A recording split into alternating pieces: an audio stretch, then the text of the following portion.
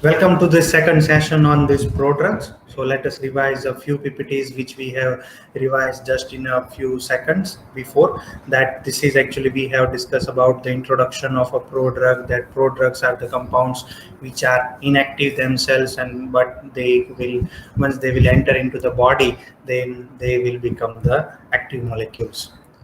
So this is generally the introduction, where prodrug is basically if it is connected with a photolabile substance, then it will make a drug and will release the photolabile substance. So photolabile substance itself should be non-toxic, any kind of, it should not cause any toxicity, right? And further, also the prodrugs which are responsible for increasing the membrane permeability, examples are this enalaprillate, then hexobarbital, dopamine. So they were prodrugs to prolong the duration of action of a drug, and the perfect example for this is azathioprine, which is also used in DMARDs, that is disease modifying anti-rheumatoid disease modifying rheumatoid arthritis.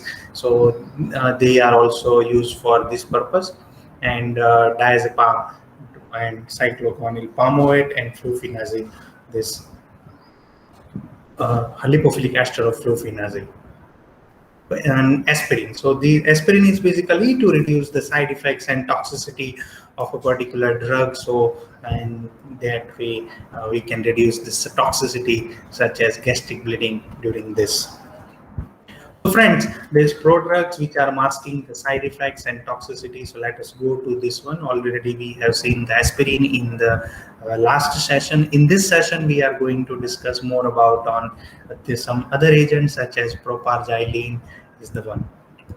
Propargyline, as you can see in the structure, it is a carbon-carbon triple bond containing substance, and that is a tertiary amine in nature because it possesses a nitrogen, and nitrogen is connected with these three functional groups. One of them is a methyl, other one is a carbon-carbon double bond, sorry, this benzyl group, and the other is carbon-carbon triple bond. Okay. So that is basically objective behind this, and we know very well this propargyline is used in aversion therapy. Aversion therapy is a kind of therapy which is given to the alcoholics to make the removal of the alcohol, so that they abandon the drinking of alcohol consumption, alcohol drinking. That's what called as the aversion therapy. Aversion means to sacrifice or to give up something, so that is called aversion therapy. इसीलिए जो alcoholics होते हैं उनको प्रोपारजाइलिन का dose दिया जाता है, so that this propargyline is basically a prodrug of propionaldehyde. And propionaldehyde, if you look at the structure, it is much similar to the ethanol. Simply, ethanol is basically that can by in the presence of alcohol dehydrogenase, and that it will make the aldehyde, and aldehyde will make a particular carboxylic acid. So that way it is going to be reduced in the form of acetic acid. So that is the main limit, this metabolic pathway of alcohol. This aldehyde is propargyline's metabolite, propionaldehyde, and once it also possesses three carbons, carbon number 1, 2, and 3. So this aldehyde is not that much toxic, but the propionaldehyde, this propargyline slowly will metabolize to propionaldehyde, and it will further used in the reducing the dosage consumption of alcohol in the bad alcoholics or this alcoholic people.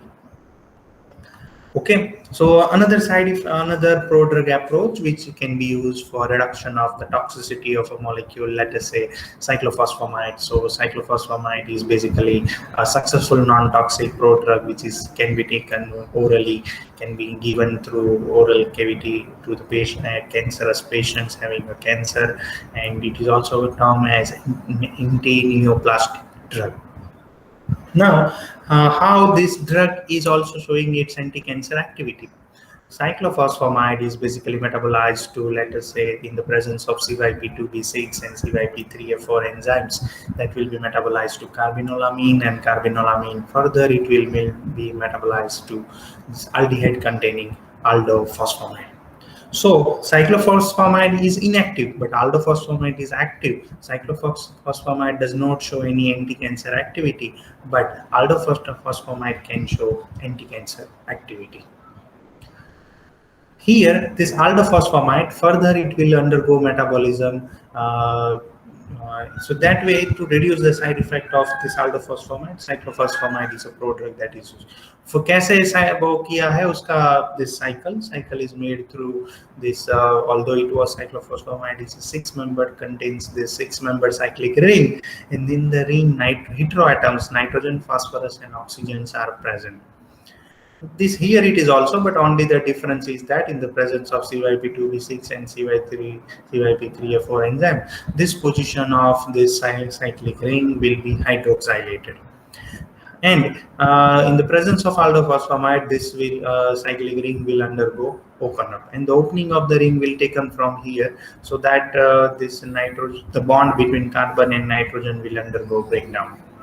Otherwise, if you connect carbon number, these cyclic atoms 1, 2, 3, 4, 5, and 6, it will make the 6-member cyclic ring structure. So cyclophosphamide can be taken orally. The advantage is the prodrug synthetic strategy, prodrug strategy to reduce the side effect and toxicity of the molecule. Right. Although many of these anti-cancer agents which are showing anti-neoplastic action and showing inter or intra-cross linkage of DNA structure, so all of majorly they are involved in cross-linkings of the DNA, and they will through the formation of acrolein.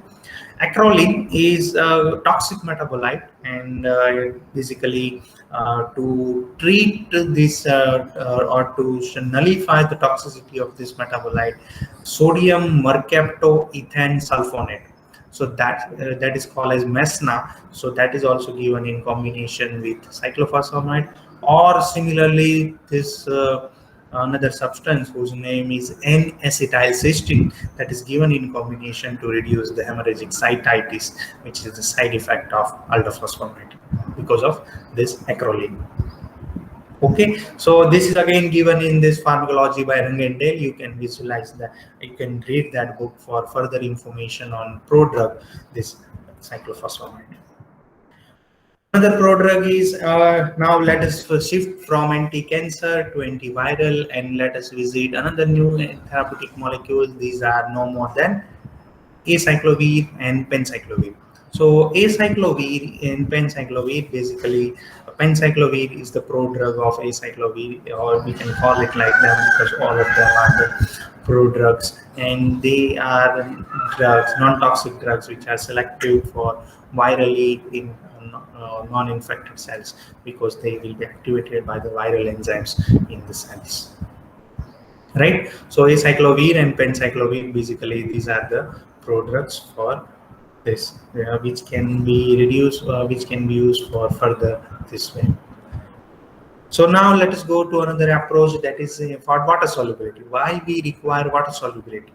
We require water solubility to make the molecule water soluble, and the water soluble molecules are, let us say, once they are soluble in water, we can increase after aqueous solubility is there, and thus they can be given orally, can be given through oral cavity.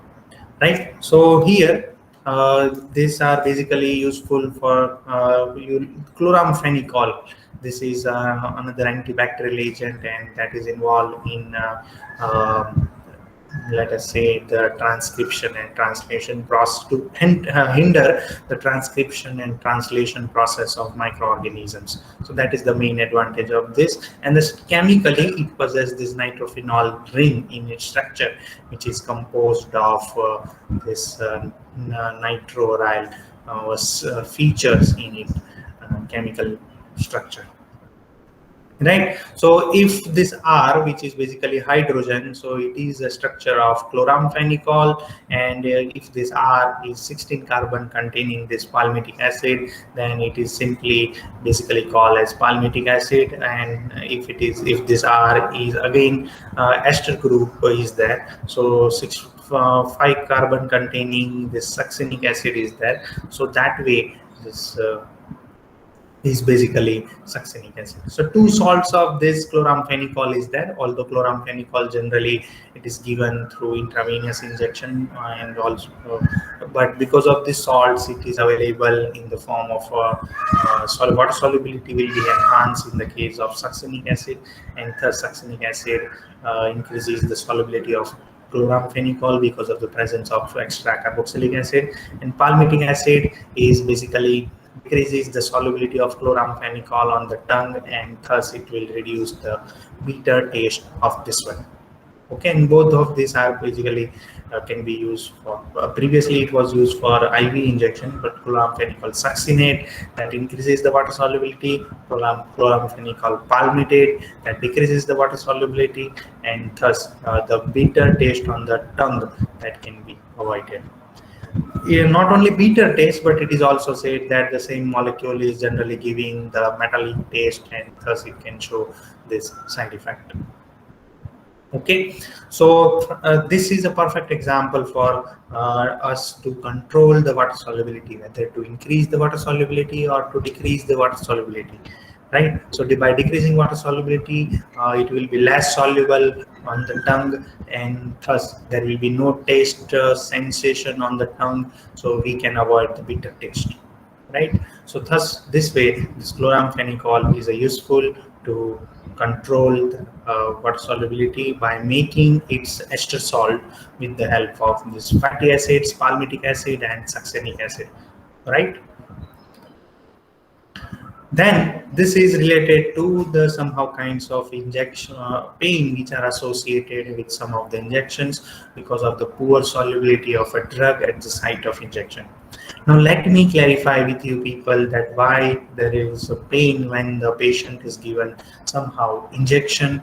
Let us say either if you are taking COVID-19 vaccine, you might have experienced that at the point of injection, at the point of insertion, you might be feeling pain at least for 3 to 4 days. So why it is so? Because this injection which is there, which contains a vehicle, which contains a solvent, and that because of whatever the reason, the solubility is much less. And thus, because of this poor solubility, the patient, the person will experience the pain at the site of injection. So to decrease this pain, to decrease this side effect at the pain at the site of injection, so one should have the water solubility. And water solubility can be enhanced, especially for clindamycin, which is one of the antibacterial agent which is used for the treatment of acne. Acne means the somehow kind of abruptions which will develop on the facial screen due to hormonal changes associated with that. So clindamycin, that is basically antibacterial agent when if it is given through directly into systematic circulation through in the form of injection. So it will cause the pain because of its poor solubility.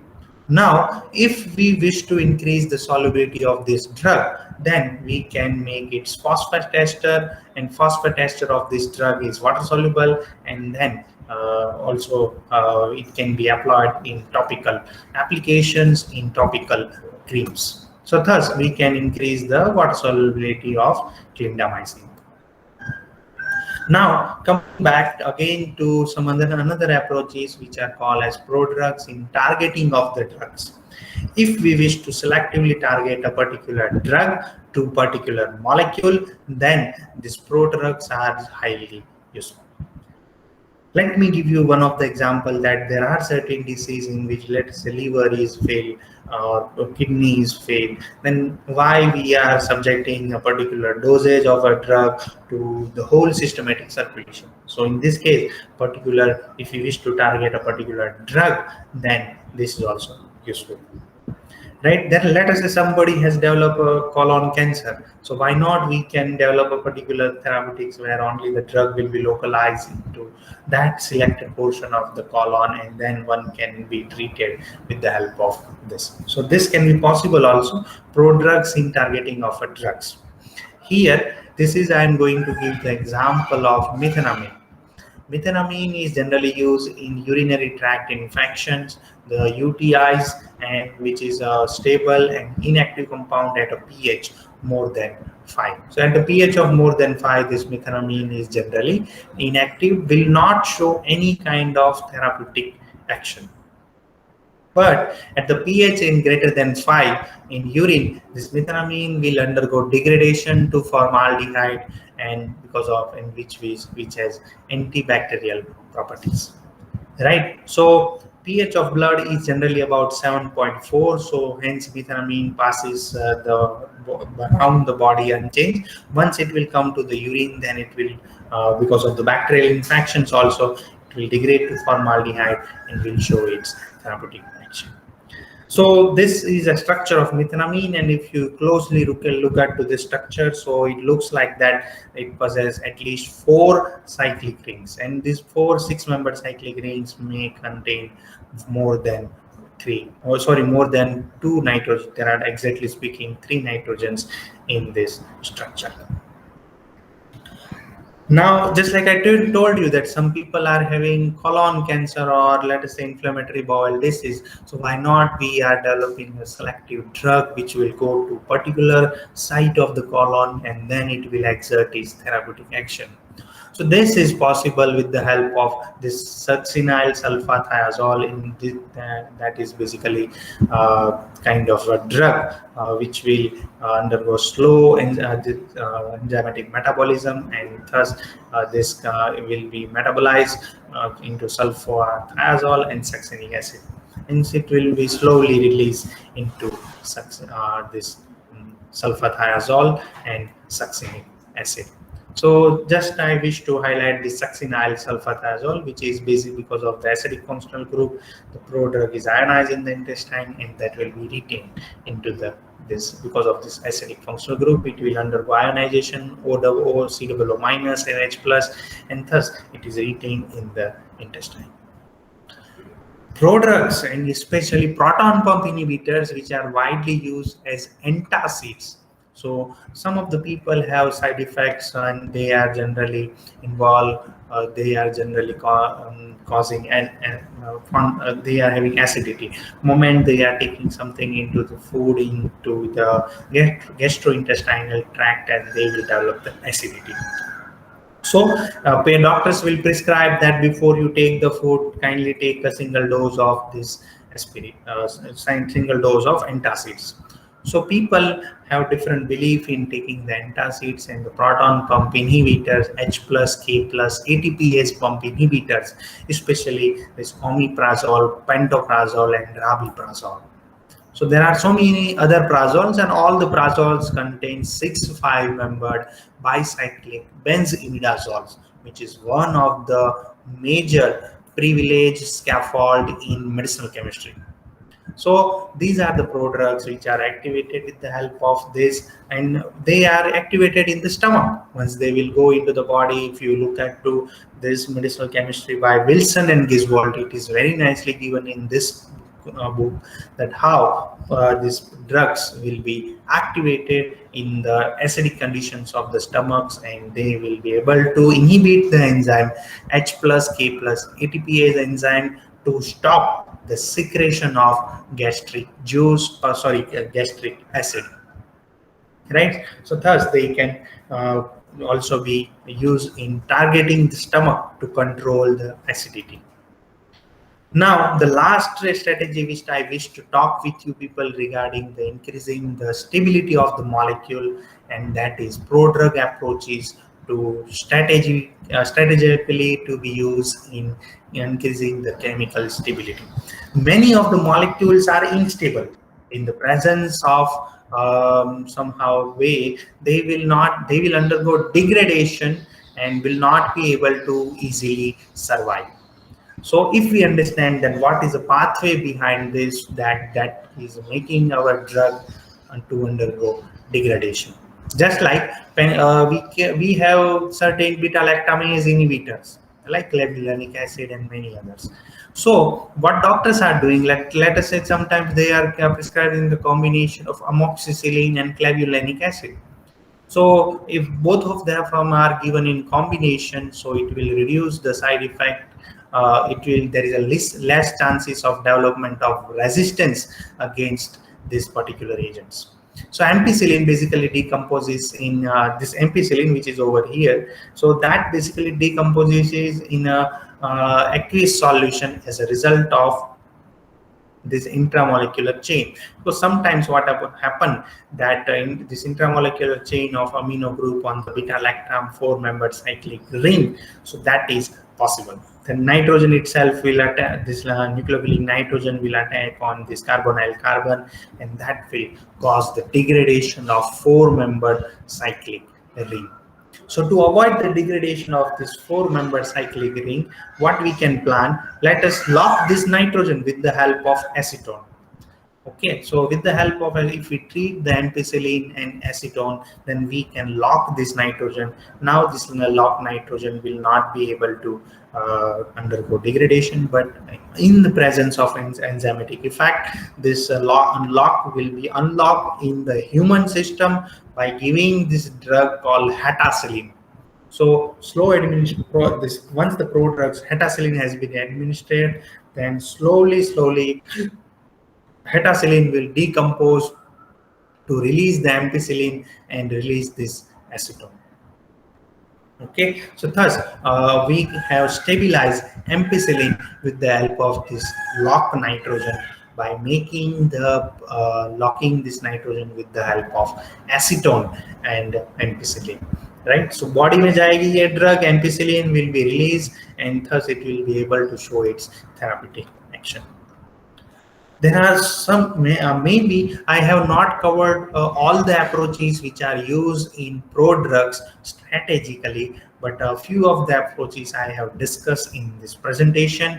There are many other approaches which have been available in this chapter of prodrugs. Basically, during on the suggested references there on your title screen, you may visit this book for your further study on prodrugs. Right, so all the references, material notes have been taken from Graham L. Patrick, in other words, G.L. Patrick book from Introduction to Medicinal Chemistry, the Oxford University Press edition. Okay, so that was the major discussion part of this on prodrugs. Hopefully, I hope that you people have enjoyed while learning and doing this one. So let us stop up to this, and we'll continue our discussion on further sessions from here onwards. Okay, thank you all.